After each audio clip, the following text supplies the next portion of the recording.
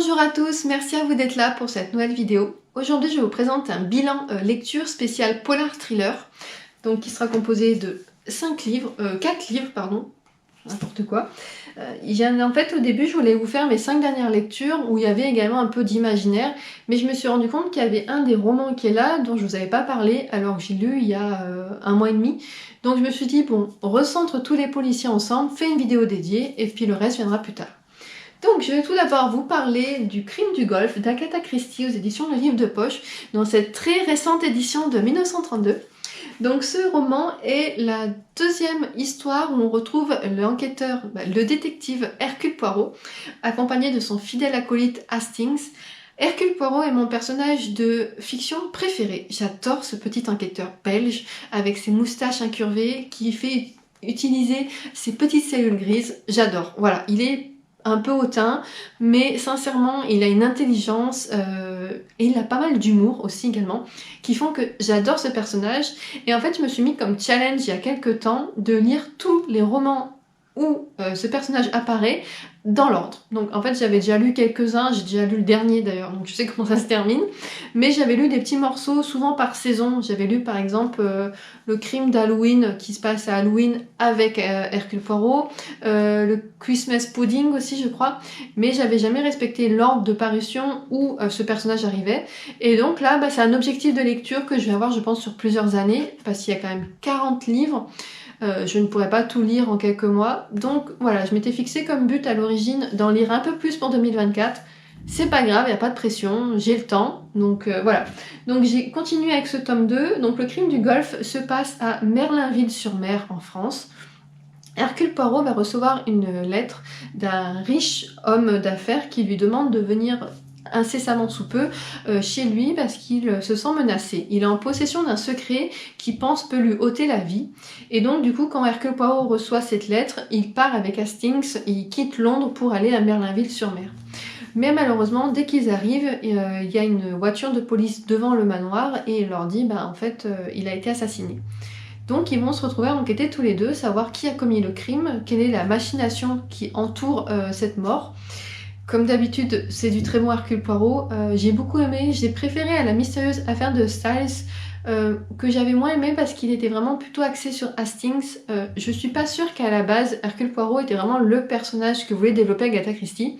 Ce qui fait que dans ce premier tome, il était un peu mis sur le côté.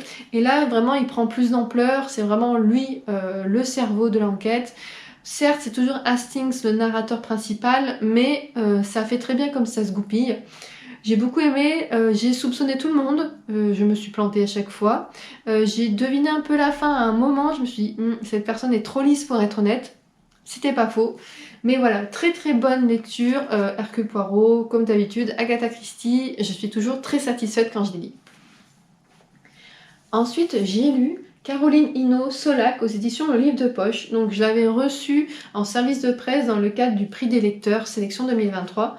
C'est un roman très court qui fait 155 pages. En plus c'est écrit vraiment très gros, il y a très peu de marge, donc je l'ai lu en 2 jours. On va suivre 3 hommes qui sont sur la presqu'île de Solac, donc vers le cercle polaire, qui sont là en fait pour... Non, 4 hommes, pardon, autant pour moi, 4 hommes. En fait, vous en avez 3 qui sont là pour protéger un drapeau et un qui est là comme scientifique. L'action du livre commence où en fait l'un des 4 s'est suicidé, s'est tiré une balle avec un fusil. Très clairement on comprend qu'en fait l'environnement où ils vivent est très dur parce que ils ont plusieurs mois où il n'y a pas de lumière, voilà, il n'y a pas la lumière du soleil, donc ils vivent dans l'obscurité la plus totale. Et ça commence où en fait lui son corps est rapatrié par hélicoptère et ils ont leur livraison annuelle de nourriture, de matériel. Et avec cette livraison arrive un nouvel arrivant qui est assez jeune, qui va faire partie de l'équipe. Et donc ils vont essayer de prendre leur marque tous les 4. Donc vous avez un qui est donc climatologue, un autre qui est un peu taré, on sent... il a une passion, il adore tuer les animaux, il aime bien récupérer les peaux, voilà. On sent que lui il a vécu des trucs pas... C'est un militaire qui a vraiment vécu des choses pas drôles. On suit le personnage principal qui est Rock, je crois, j'ai plus le prénom, qui est le narrateur, et ensuite donc ce jeune homme qui vient d'arriver. C'est comment ils vont essayer de prendre leur marque à quatre, comment ils vont gérer la violence que crée cette obscurité jusqu'à la fin dramatique. Je me suis spoilé la fin, au bout d'un moment j'ai regardé, donc ça m'a révélé le twist. Donc ne faites pas ça si vous voulez le lire, ne lisez pas les dernières pages, voilà. En plus c'est juste un mot que j'ai lu qui m'a fait douter sur du coup plein de choses, et je me suis dit ok j'ai compris. Voilà, ne faites pas ça. J'ai eu beaucoup de mal avec l'écriture de l'autrice. C'est pas le style de plume que j'aime. Je pourrais pas trop vous expliquer pourquoi. C'est beaucoup des phrases courtes, il n'y a pas forcément de verbes, c'est... Ouais, je m'adapte très souvent quand il y a une façon d'écrire un peu différente et tout, c'est pas un problème, je m'adapte assez vite. Mais là, j'ai eu beaucoup de mal et j'avais qu'une envie, c'était de le terminer pour passer à un autre. Je me suis dit, tu vas pas l'abandonner, il fait que 150 pages quand même. Mais voilà, pour ma part, c'est un peu une déception. Je suis d'autant plus déçue parce que quand j'ai regardé ses notes sur internet, j'ai trouvé qu'il était vraiment très bien noté. Il a eu des prix également, je sais plus lesquels, mais il a eu des prix. Donc je pense tout simplement que je n'étais pas la cible pour ce genre de livre. Mais voilà, petite déception. Petite déception, encore une fois, avec l'ultime avertissement de Nicolas Beuglet aux éditions XO. Donc j'ai reçu ce roman de la part des éditions XO avec lequel je suis partenaire. Donc je suis vraiment très contente de faire partie de leurs partenaires d'ailleurs, parce que c'est une maison d'édition que j'aime beaucoup. Et il est vrai que le dernier Nicolas Beuglet, donc qui était le dernier tome de sa deuxième trilogie avec Grace Campbell et un autre personnage qui n'apparaît qu'à la fin dont je ne dirai rien, et j'avais été mitigée, voilà, parce que j'étais restée sur une narration qui allait trop vite, avec une résolution qui est résolue, qui est révélée très rapidement. En fait, vous avez un grand méchant qui tombe et qui raconte tout le plan diabolique auquel il a fait affaire, dans une longue tirade. Ça fait un peu film d'action des années 90 américains. Et là, en fait, comme on suit un autre personnage, je me suis dit, bon, il a peut-être potassé autrement. Là aussi, on est sur un livre très court, il fait 300 pages. C'est écrit assez espacé, donc pareil, ça se lit assez vite. On va suivre une jeune femme, Félicia, qui est experte dans tout ce qui est les arts. Elle est, je sais plus comment on dit, elle évalue le prix des arts, en fait, des objets d'art. Comment ils appellent? Experte en art, voilà, dit tout simplement. Et elle est invitée par un homme, donc qui s'appelle Castelmore. Non. Je sais plus comment il s'appelle. Oh, pour vous dire, il m'a vraiment laissé un souvenir impérissable. Castelmore, si. Qui la convie en fait à venir estimer des produits de sa collection privée. Et une fois sur place, elle va se rendre compte qu'en fait c'est le fils du dit collectionneur qui l'a fait venir, parce qu'en fait son père a disparu avec 3 autres de ses amis, et ils ont laissé des objets un peu étranges sur la table. En fait, ces hommes se retrouvaient une fois par an pour parler d'objets en lien avec un thème. Donc par exemple, si c'était la conquête spatiale, chacun ramenait un thème, genre un morceau de météorite, des choses comme ça. Et en fait, ils sont partis très brusquement parce que rien n'a été rangé et ces objets sont restés sur la table. À côté de ça, elle va découvrir sur place Armand, qui est un prêtre, mais ancien policier, qui a aussi été appelé par le fils, lui plutôt pour mener l'enquête sur cette disparition. Et donc, ils vont tous les deux, en binôme, essayer de comprendre ce qui s'est passé et de retrouver le père de la personne qui les a contactés. Cette enquête va les mener dans plusieurs pays différents, à la recherche du coup d'une explication. Voilà. Ce que je n'ai pas aimé, tout va trop vite. En 250 pages, ils ont fait 4 pays différents, ils se sentent poursuivis par quelqu'un de haut placé, ils arrivent quand même à prendre l'avion, pipousse, tranquille, il n'y a aucun problème, ils arrivent à se rendre sur des lieux gérés par le gouvernement sans aucun souci, ils arrivent à rentrer comme ça, à repartir comme ça. Moi, à tout moment, je me suis dit, ils vont se faire trahir, c'est pas possible, c'est trop simple, même pas. C'est pas possible. Ils se font trahir une fois vite fait, mais c'est le truc, on faut arriver à 10 km à la ronde. Moi, ce que j'ai aimé, ça parle de capsules temporelles. Je trouve ce sujet fascinant où en fait vous avez des personnes, des groupes qui ont enterré des boîtes avec des connaissances du moment, de la période où ils les ont enfermés.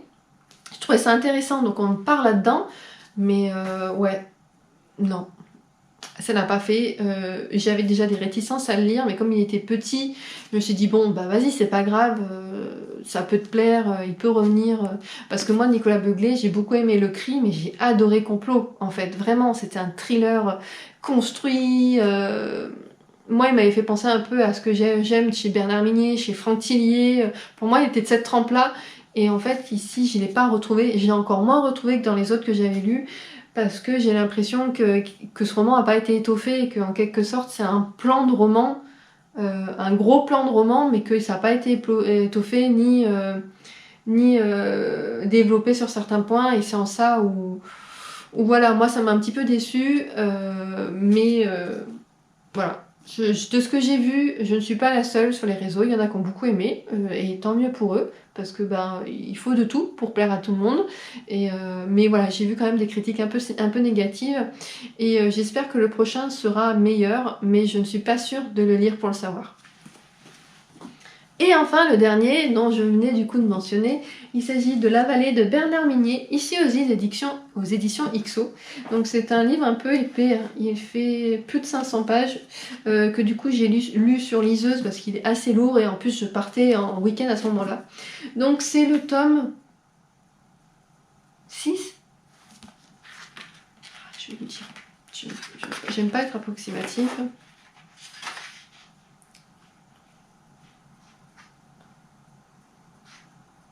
C'est le tome 6 de la série Exservase. Donc pour vous rappeler, le premier tome c'est Glacé. Ensuite vous avez Le Cercle, N'éteins pas la lumière, Nuit, Sœur, La Vallée, La Chasse, Un œil dans la nuit. Voilà, donc il m'en manque 2 du coup avec Servaz. Donc dans celui-ci, on retrouve Servaz qui a réussi à récupérer son fils après une fin cataclysmique du tome précédent. Ou du tome d'avant, parce qu'en plus moi j'ai fait la bêtise, non c'est dans Nuit. En fait j'ai lu Sœur avant de lire Nuit, donc j'étais un peu paumée dans les trucs. Donc en fait on le suit lui dans son quotidien où il gère du coup pas mal d'aspects nouveaux. Et en fait il va recevoir un coup de fil en pleine nuit, c'est une personne qui a disparu depuis des années. Là aussi je peux pas vous dire le prénom, j'ai peur de révéler plus qu'il n'en faut. Et il va du coup partir de... Alors je sais pas s'il n'est pas à Toulouse, de la ville où il est. Donc en plus il était avec une amie. Il va partir pour se rendre dans ces lieux-là, donc dans les Pyrénées, entre les Pyrénées et les Comminges, pour essayer de retrouver cette personne. À côté de ça, il va se retrouver à être confronté à une série de meurtres assez... un peu crade, pas crade mais très alambiqué, vraiment assez violent. Et il va se retrouver à enquêter officieusement avec la commandante Irène Ziegler, je sais plus si elle est commandante ou capitaine, et il va enquêter, en fait c'est une ancienne connaissance qu'il a rencontrée dans le cercle, et donc elle le connaît. Lui a été suspendu donc il ne peut pas officiellement enquêter, mais il va être à ses côtés pour essayer de l'aider à résoudre ces crimes horribles. Et tout ça semble lié à la personne qui l'a appelé en pleine nuit, donc on va le suivre. En plus de ça, la vallée va être isolée suite à un événement particulier, donc ça va être un peu un huis clos dans ce village collé aux Pyrénées. J'ai bien aimé, j'ai trouvé l'histoire vraiment bien faite, les crimes assez tordus. Ça m'a fait penser un peu à du Franck Tillier, dans le sens où voilà, c'était assez recherché. C'est pas aussi recherché que Franck Tillier, mais j'ai bien aimé. La fin, je savais pas vu venir. Pour ceux qui l'ont lu, vous en avez pensé quoi de cette fin? J'ai trouvé ça horrible. C'est le deuxième livre que je lis où le coupable fait partie de cette catégorie de personnages. J'avoue que d'office, c'est pas des personnes à qui j'avais pensé pour plusieurs raisons. Donc j'étais assez déstabilisée par ça. J'avoue que j'avais trouvé un des coupables qui je pensais était en duo avec un autre, mais pas du tout. En fait, l'autre personne était clean. Pourtant, je trouvais son comportement un peu étrange. Mais voilà, j'ai bien aimé. J'ai mis un peu de temps à le lire parce que du coup, c'était une semaine où j'étais un peu fatiguée, donc je lisais petit morceau par petit morceau. Mais j'ai adoré retrouver Servaz, et je pense que La Chasse... Ah, il était juste là l'autre fois. Qui est là-bas maintenant. Aussi en grand format, je pense que je vais le sortir dans pas longtemps parce que je me rends compte que je laisse trop de délai entre les tomes et qu'il y a des infos que j'ai plus. Par exemple, pour le personnage qui l'appelle, j'avais complètement oublié ce personnage dans la série.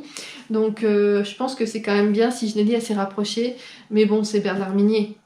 J'aime tellement. Je suis pas objective, j'aime tellement les écrits de cet auteur.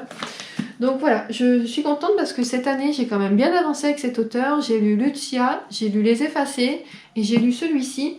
Il me reste dans ma pile à lire La Chasse, L'œil dans la nuit, et celui qu'il a fait sur, dans la même collection que Franck Tillier sur les secrets d'écrivain. J'adore cette collection et je pense qu'il sera d'ailleurs le prochain après La Chasse.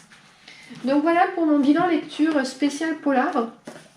J'allais vous dire, il y a une thématique un peu bleutée. Bon, si on enlève l'Agatha Christie, voilà, on est sur du roman bleu qui se passe dans une ambiance un peu creepy. Très contente de ces lectures. Pour tout ce qui est en poche, donc vous avez ces deux-là. Et Bernard Minet est également sorti en poche, celui-ci chez Pocket. Et lui est beaucoup plus trop récent. Il sortira, je pense, en petit format l'année prochaine. Parce que normalement, les auteurs laissent à peu près... Les auteurs, n'importe quoi. Les maisons d'édition laissent 1 an avant de sortir le livre en poche. Est-ce que vous, de votre côté, vous avez lu certains de romans que je vous ai présentés? Qu'en avez-vous pensé? Qu'avez-vous lu dernièrement dont vous avez envie de nous parler en commentaire? Sur ce, je conclus ce dernier bilan lecture de l'année 2024 en espérant que 2025 soit aussi riche en lecture. Je vous remercie d'avoir regardé cette vidéo et je vous dis à très bientôt.